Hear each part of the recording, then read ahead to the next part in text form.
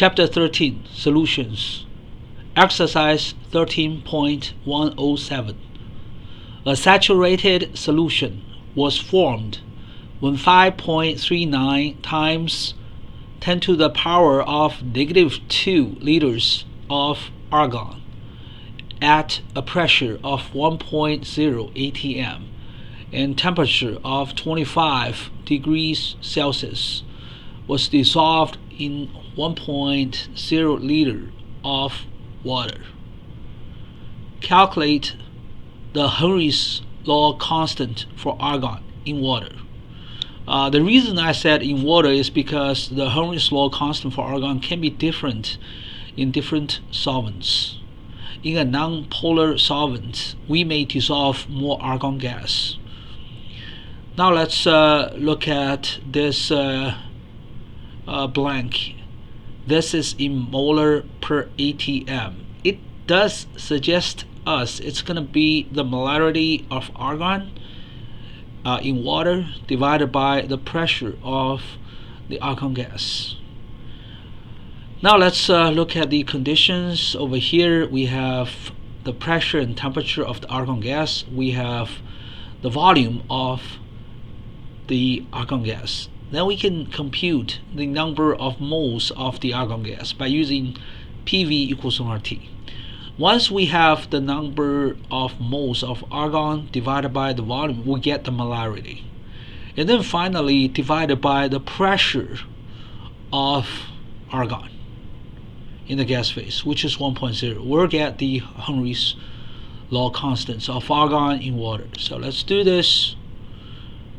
First, work at this N, the number of moles of argon, and divided by 1.0 liters, we'll get the molarity of argon in water. And then divided by the pressure of argon. Alright, so this is the setup. The pressure of argon is 1.0 atm. And over here 1.0 is 1.0 liters. That's the volume of the solution. Now over here, this N is actually PV over nRT. PV over RT. Because PV equals nRT, so N is PV over RT. This P is P of argon. And this volume is the volume of argon.